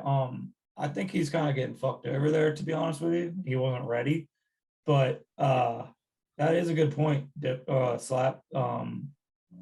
That Ravens defense is going to haunt him for sure. So Yeah. you know, and I mean, I'm with you. I understand it. It's a toss there's up for one me. quarterback that's playing in the NFL that I like, and I truly dislike wholeheartedly every single other one.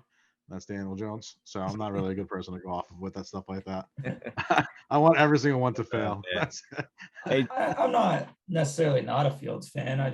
He wasn't at the top of my board. Jules, so are we staying with the Ravens? Did Murph sway you back to the Bears or no? You staying with the Ravens? Listen, I circled 2 games already. I circled the Dolphins, Jets, and the Ravens, Bears. Because that's the ones we can talk the most shit about. We'll hit each other up on Twitter and next week. There we go. There we go. All right, Ravens it is, man. All right, next game. Browns, they're at home. They're -9.5 against the Lions. By the way, I was in a survivor pool and ties lose, and we had Pittsburgh. And 16 game. I'm like, come on, can you just win it in overtime, you fucking bastards? You know, you had Rudolph throwing these like ducks in the rain. It was like it felt like the ball was up there for like 20 minutes by the time it came down. It was awful game to watch. And so I'm out to survivor pool in that one with Nick that I split. So I don't know. This game, the Lions they're weird, man. I don't know what to do with them. Like Cleveland, they've been playing like kind of shit too. They got blown out, but do they blow out the Lions or just is that spread too high? I'm gonna go with the Lions. I'm taking the points. I talked myself. I mean, you literally kind of took the words out of my mouth with exactly, is it too high? Are they playing? What team is what? You know what? I'm going to kind of go the other way on this one, though. I'm going to say the Browns at home against the Lions.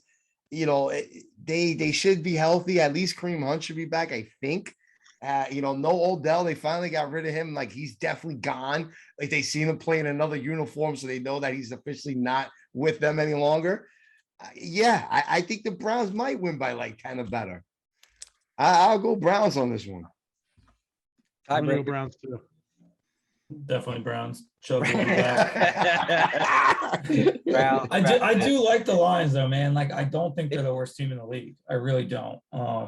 They don't trust Goff, right? Like it seems like they don't trust him. I know, like Judge maybe don't watch that game. Daniel Jones, but Jesus, it's bad. He has nobody to fucking throw to though, man. He's got nobody. Yeah. He had like 30-something yards like in the third quarter. I do like the Browns though, man. Maybe that's just because I'm biased and their vision is what Joe Judge wants our vision to be. But Chubb comes back and he just wrecks havoc, dude. Yeah, I just like the idea that the Browns are good after Odell leaves, so that's why I'm going with the Browns. That too. I'm a big Browns fan for sure. Browns it is, man. All right, next game. The Bengals are in Vegas. They going on that. They might lose in Vegas, man. They might like to gamble out there. They might like to party all night at the Ghost Bar. Bengals are minus. They're -1.5 against the Raiders. This is a tough game. I'll be honest, because I just really don't know what to expect from either team. You know, both of these teams have looked really good and they've looked really bad. So it's like literally, and the spread's 1.5, so it's like almost at a pick 'em. You know, this is tough. I mean, usually I guess rule of thumb when it comes to gambling, you're in that kind of situation, you go with the home team, and that's literally the only reason why I'm picking the Raiders. Me too. For the exact reason I'm going home. I'm definitely going with the Raiders because I think the Bengals are a young team, and it's going to be tough for a young team to handle themselves in Vegas. To treat it like a business trip, and I think they're gonna show up and they're gonna underperform. I think both these teams are at this point in the season. You always have the teams where are they frauds or are they for real? No idea with either one of these, but I will say the Raiders pass rush is pretty fucking good. Yeah. And the Bengals O-line, their tackles aren't necessarily great. They abuse our O-line. I think they lost last week too, again, right? They got blown out by the Chiefs. So they've lost 2 in a row. Have the Bengals lost 2 in a row as well? I think the Bengals won before their bye week. Right? They lost to the Jets because I had the Bengals in my other survivor pool, and they fucking blew. Yeah. So I think they came out and beat somebody. I'm gonna go Raiders too. No, I do the like Bengals lost 2 in a row. They lost to the Jets, and then they got right. blown out by the Browns last week. Yeah. Oh fuck yeah, that's right. So they both are 0-2 in the last 2 weeks. So I'm with you. I'm going with the home team. Yeah, they it's got a strong check right now. Damn, I think do we moneyball that one? Are we that confident with the home team or hell no? I think that's one of the harder ones to Moneyball. That's fair. But hey, it ain't my home. You know, I'm with that as a money ball pick. All right. I'm okay with it. because- We got to pick a couple. We have to pick 4 games. So Yeah, we got 2 more afterwards, so you know. we are rolling the dice here. We're gambling. So That's it. The Bengals like got blown out last week. I totally forgot about it. I thought they were on a bye. Like they were on a felt bye. like They just had a game. Maybe they felt like it. They didn't show up to another game in a row, so you know how it is. Holy shit. Maybe they're done. All right, the next game, you know who I'm taking here. The Chiefs are at home. They're -2.5 against the Cowboys. You know it. I mean, I God forbid the really Cowboys win want this to game. believe that the Chiefs are going to make Dallas realize they're not that team. All right, and the fact that it's finally a game that's in Kansas City, so they're not in Dallas. This is a game that the Chiefs should win. It's another one of those weird 2.5 point spreads, which I hate. I don't know if it's going to close at that. You know, obviously we'll look back on Sunday and just see what it's at, but I'm trying my hardest not to just be a biased Giants fan and just be like, oh, the hell with the Cowboys. But I still believe the Chiefs, they might be on to something. And I still am not sold on the Cowboys. I'm not. So I would go with the Chiefs. Yo, Right. fuck the Cowboys. Picking the Chiefs. Right. Fuck the Cowboys. I almost want to moneyball this. Yeah, let's moneyball this motherfucker. Oh, boy. All right. Yeah, Well, Murph, do you have anything to say, Murph, that maybe can calm down these Giants fans for a little bit? I'm not picking the Chiefs, boys. Oh, picking the Chiefs? damn. I know y'all don't want to hear this. Most Giants fans never do, but I do think Dallas is a very good football team. I think their biggest issue is going to be coaching. And they are looking pretty fucking good on all aspects of the football. I hate that team. It really sucks. It really sucks, but man, I know they do look good. Micah Parsons, what a great pick for them. Their offense is just fucking loaded. Score a lot of points. I know they got shut out by the Broncos, but I think the Cowboys might have something this year, but they'll choke in the playoffs, so it doesn't matter. That's true. Yeah. Oh, like always. So we don't have the money ball it then, right? At You least, can body ball whatever you want, bro. This is your show.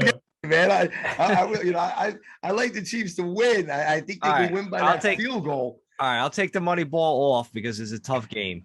But I think the Chiefs, man, they're at home. They're going to score a lot of points. Dallas going to score a lot of points too. But I think that game comes down to whoever has like the ball, the ball last couple pass, minutes, yeah, definitely. and then they win. It Because the should be an Chiefs exciting defense game to sucks. watch.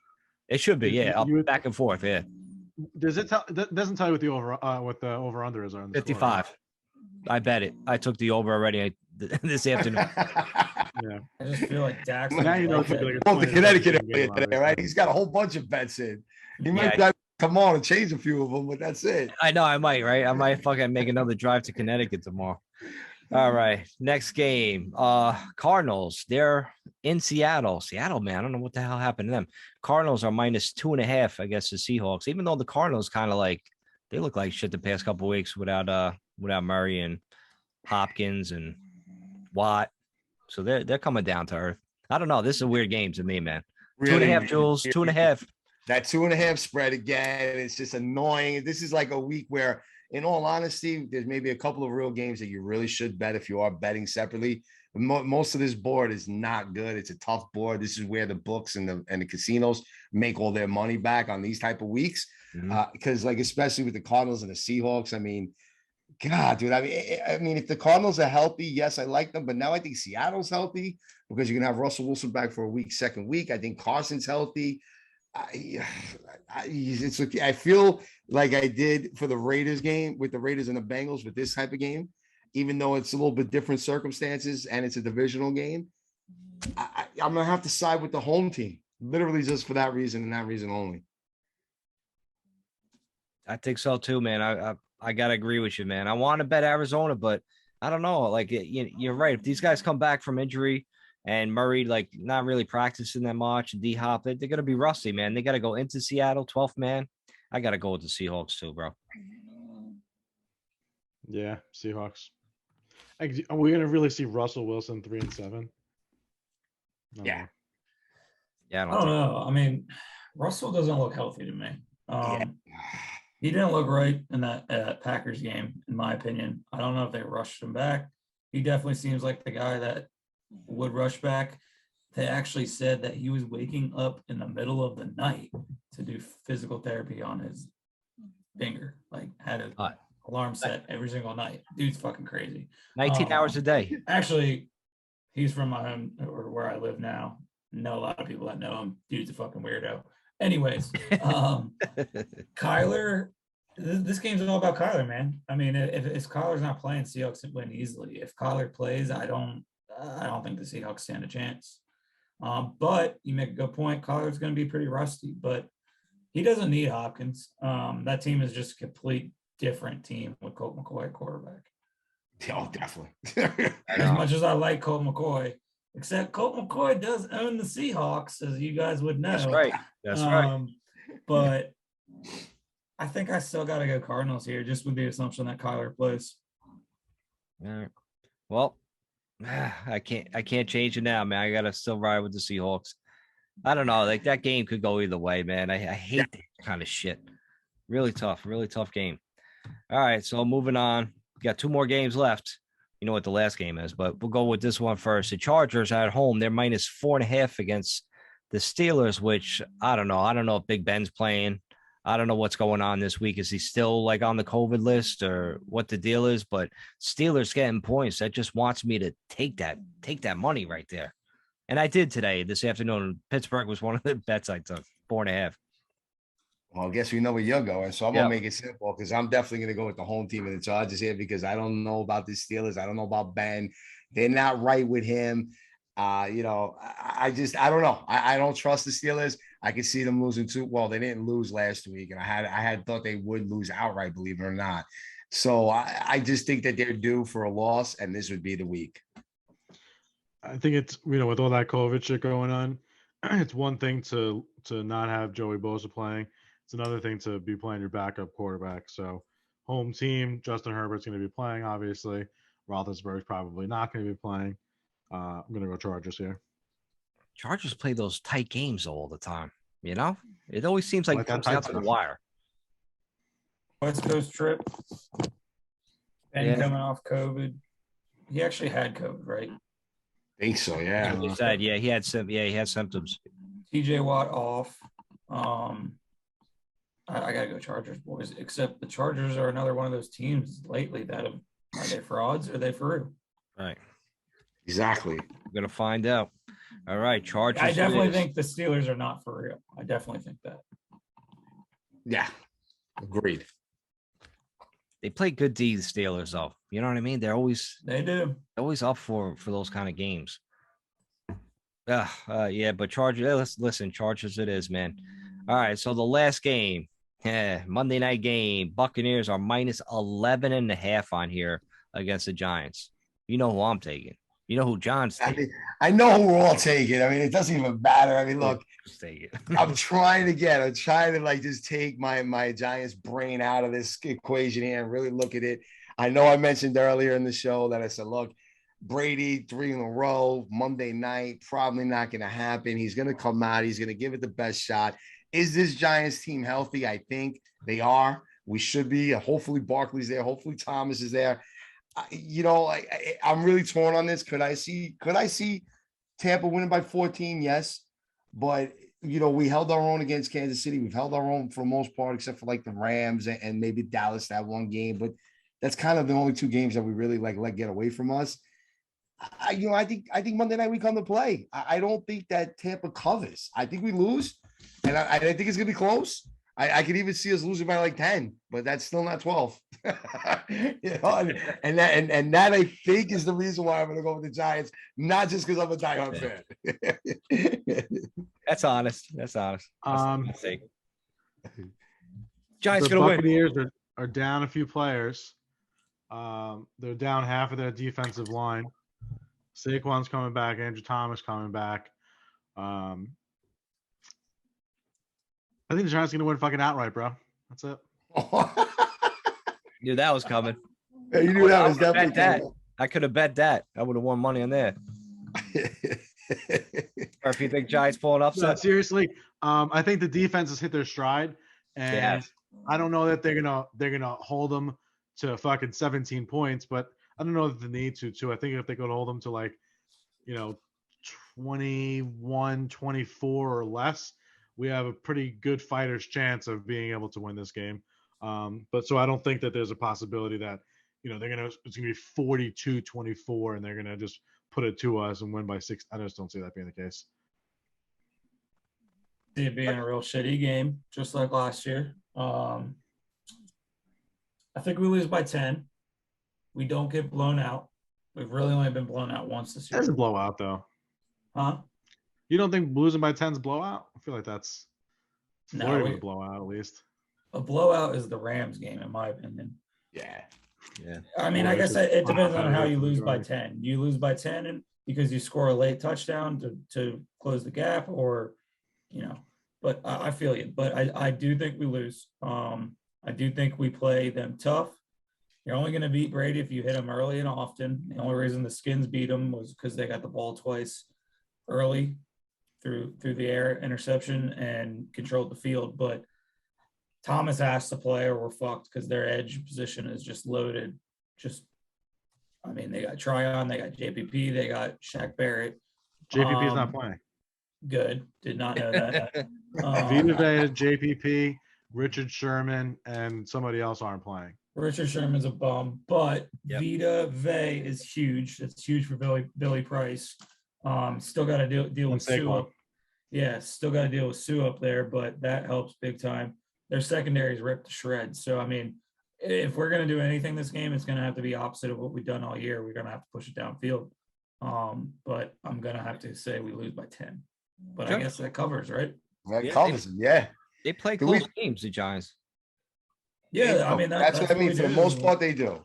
Again, if we get the ball, if we go on defense and we get a turnover early, we're going to just try to control the field. And I'm cool with that. Just got to keep away from Brady.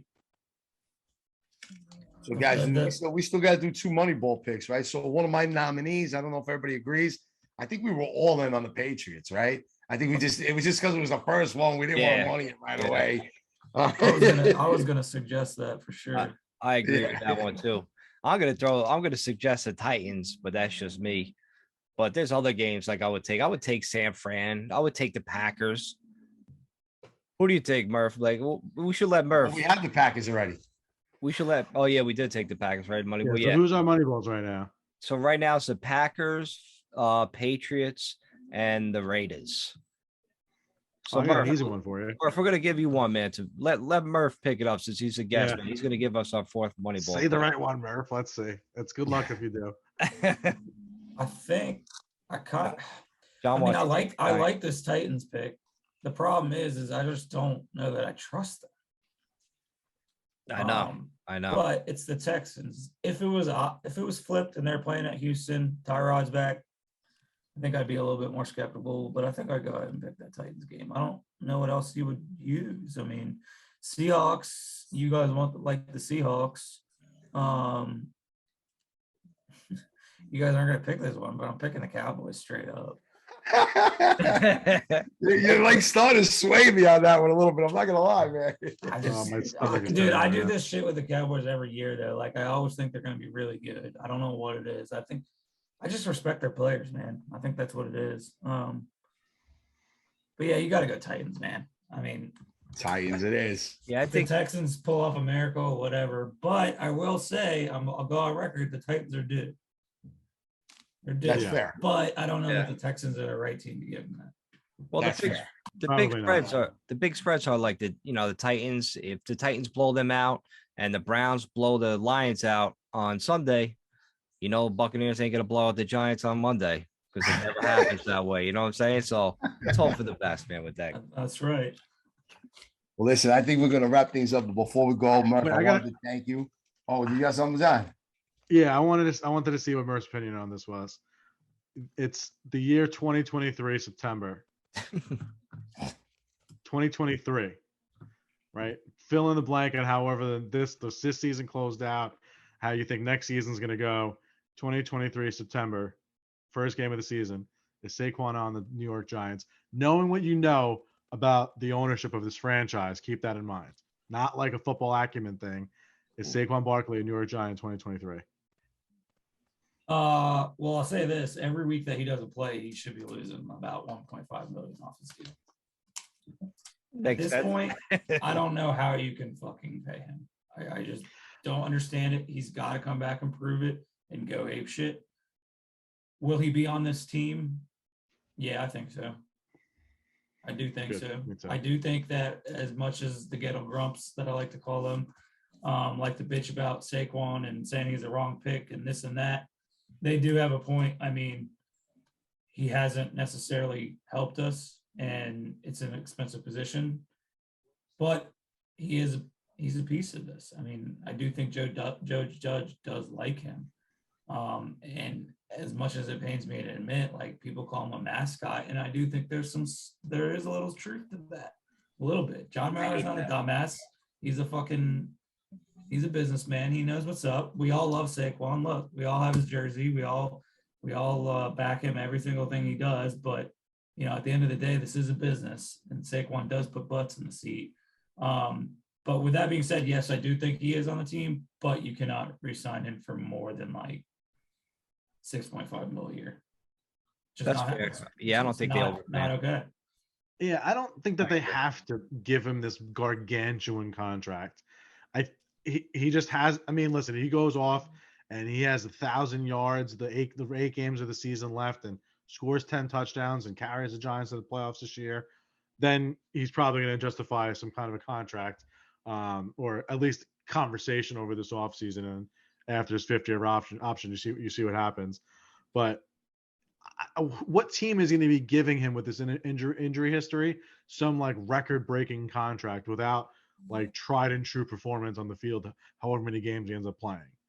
I don't think you're going to have to break the bank for him. I think you're going to have to pay him a lot, but with the salary cap going up the way it is and the way the salary cap is as fluid as it is normally, I don't see any reason why you wouldn't want to keep a guy like this on the team. Like, it doesn't make any sense not to want to have Saquon on this team. Just he can't miss any more games, man. Like, I mean, For me, that's what it really comes down to. Like, he can't miss any more games this year, and he can miss like 2 games next year max. But like, I get it, freak injury twice, but like, unfortunately, the best availability is availability in the NFL. That's just kind of how it is. And you know what? We took a risk with him in 2018, and to me, that does not matter today. It is not affecting why we are where we are. But you kind of have to be able to justify it. And right now, it's not justifiable. I mean, at the end of the day, he's just really a hot fantasy player.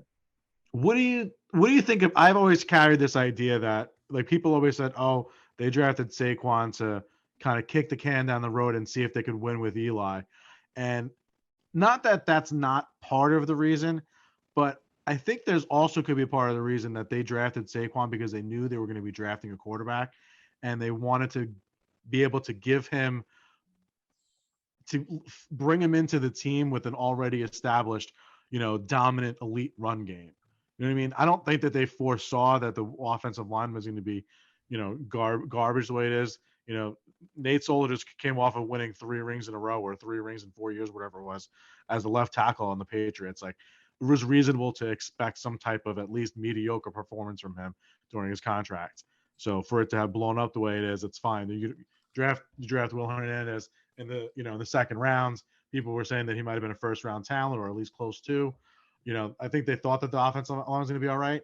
But I think there was a part of them that said, hey, listen, if we can give a quarterback in New York for the blue team, not the green team that it makes fun of all the time, for the fucking Giants, I think that was a big part of it. Is he was drafted for the next quarterback, not necessarily just for Eli. You think that's a possibility? Yeah, I think there's a couple different avenues to that. I mean, we didn't get into this, but I mean, John Mara is a huge issue with his franchise. His brother Chris is a huge issue with this franchise. You guys were talking about GMs and stuff earlier. I fully believe that the Giants are always and always will be, until John dies, that they're a roundtable organization and not one person just makes the decisions here. Everything goes through John. It's a roundtable discussion. Yep. It's not Joe. It's not DG. But I do feel that Saquon was forced in 2018 by John Mara. I do think that DG was on board with that too. And I see where you're going with the rookie quarterback, but I also do think that they thought that they could win with Eli. I do think that. Yeah, I don't think this is a Gettleman thing. It's a fucking John Mara thing. And that's our biggest issue is when you look at large picture with this franchise and you look at that, and then you look at what we did on Jerry Reese's last year here, and then you look what we just did to this in this summer, it's all the same fucking shit. It's malpractice all around, and we continue to do the same fucking thing, and we do it to ourselves. It's just it's like how we lose games on Sundays. We lose games to ourselves. We do all this self-inflicted wounding to ourselves in the front office. And to me, it all starts with John Mara, and the fact that his brother is running VP personnel is a huge issue. So when I say we're stuck in the mud, we kind of literally are because of that. But going back to Saquon, I think you're onto something there. I do believe that he helps a rookie quarterback a little bit more. But I do think that they thought they could win under Eli. I really do. I agree 100%. I thought they could win with Eli because remember right before that, we seen like how Dallas, when they drafted Zeke, all of a sudden Zeke ran the ball well and he made Dak look good. And all of a sudden they were a playoff team, like a big difference. And I think they looked at their division rival and was like, hey, we can do that too. And unfortunately, it just didn't work out, but you move on, shit happens. Yeah. And I mean, I hate this shit with 2018, man. Like it's fucking 2021. Like I get it. Probably the wrong pick, man. It is. The only right pick, if you want to go back and play hindsight, would have been trading back and getting Quentin Nelson. I mean, sure, Josh Allen, but I just didn't think quarterback was ever a possibility. But I mean, it's just we do it to ourselves, man. Cleveland fucked that draft up, Matt. They should have went if they drafted Barkley number 1, right? Then all of a sudden you would have seen 2 quarterbacks go. Giants maybe would have took Sam Darnold, right? Then Jets would have traded up. They would have took probably Josh Rosen or something like that. You know what I mean? Possibly. And then all of a sudden Cleveland would have been stuck with probably Josh Allen to be their quarterback. Can you imagine how different that would have been for Cleveland? So we could do that all day with every GM, like every draft, every round. You know what I mean? It's like, it's hindsight, man. That's what it is. I love everybody saying like, oh, we should have just traded back to draft like Nelson, but hey, maybe we didn't have any offers down there. I mean, Jets had a trade. They traded a bunch of second rounders. They didn't even have to give up an extra first to move up to that spot. So if I'm the Giants, I'm sitting there like, I ain't giving up that draft pick for a few extra second rounders. No fucking way. Exactly. I also think there's all this talk about like we're bad drafters, this and that, and like there's definitely some truth to that. But I think our issue is we don't develop anyone. I mean, you draft these guys to develop them. You don't want them. They're not going to come in and just be game changers day one. You have to develop them. And I mean, I look at this roster, and it's really fucking hard for me to look at anyone and be like, God, he's gotten a lot better. Besides Andrew Thomas, an example. Besides Andrew Thomas and Danny, for me, that's it. Nick Gates, yeah, he got better. I'm not even going to go down that avenue. I don't think Nick Gates is as good as we make him out to be. But you're right. He's an example. It's probably the only 3. I really can't pinpoint a lot of other players that we have drafted that we have made better. But maybe that's the reason why we got to keep our coaching staff around. We can't just keep having that revolving door all exactly, because when you change coaching staffs, guys don't fit schemes. I mean, look, X-Man, dude. X-Man was drafted to be a situational pass rusher. Here we are 4 years later trying to start him on the edge. It's just not it's not what he was brought here to be. And that's why he sucks, because that's not what he's supposed to be doing. You look at Zoe Carter. I mean, we're all waiting for that man to break out and have 8 sacks in some game, but like, where is it, dude? I think he's a really good example because he hasn't shown shit. And all the corners we drafted, they never get better. I look at the past 7 drafts and it's like, dude, we really don't get better. And that shit goes, that hurts you in the long run. When you don't develop develop depth guys, and you don't already have like stars, I mean, I don't know what you expect, man. It's so true, though. You look back, even with Joe Judge, you would think teacher and all that stuff. It's hard to pinpoint anybody that we've drafted in the last few years that you can say was markedly better in year 2 or year 3 than they were their rookie year. Like Darius Slayton was much better his rookie year than he's been since. Fucking Will Hernandez basically flatlined since that. Like you said, it's really just Andrew Thomas and Daniel Jones. It's kind of crazy when you start thinking about it. Yeah. Like all the guys we've drafted. That's because some of our best draft picks in Ojulari and McKinney are still young and developing, all right? Because those are my guys. And I'm 100% behind both of them, all right? So that's what I got to say to that one. There you go. And again, I do think they will be good. And I do think Joe had his hands all over the last 2 drafts for sure. Again, I think everyone does. It's roundtable discussion. I mean, you look at the McAdoo era, you look at the Shermer era, you look at the Joe Judge era. What has John Mara and Dave Gettleman done for all 3 of those coaches? Given them any players they asked for. It was always Carolina and Arizona guys. Joe Judge plays a waiver wire every single week. McAdoo could be a little different, but I really think part of our issue, or most of our issue, stems from the ownership, and it's kind of hard to change that when he's the owner. Well, let's hope like the rest of the year, try to everything goes in the right direction and we can move on and we can win some games and get to the playoffs and turn this fan base around and everybody could just like be positive. Everybody be positive. But listen, Jules, I know you want to end this. I got to go to, got to record another podcast, but I just want to do 2 quick things. We're going to have our shirts came in for the podcast. Next week, we'll announce how we get these shirts out to the people. We'll have something kind of game plan to make that happen. And also a quick shout out on the podcast. I was looking at the stats. We had people from India listen to this podcast and also people from Turks and Caicos. So go figure. Like, I don't know how that happens, but maybe somebody was just on vacation and listened to it down there. That's probably what it was. Yeah, I mean, probably, you know. You know who's in Turks and Caicos? Thank you very Hold much. Hold up. You know who's in Turks and Caicos this week? Your family? No. Leo, Dexter, and Johnson. No shit. What? They're listening to you guys. The Giants fan. Yeah, big shout out to them, man. All right, that's what I'm talking There we about. go. You know, Are you serious? Giant family. Yeah, go stalk their Instagram. They're all chilling on the beach, drinking Mai Tais. I saw that. I didn't know it was Turks and Caicos. Yeah. Oh, no shit.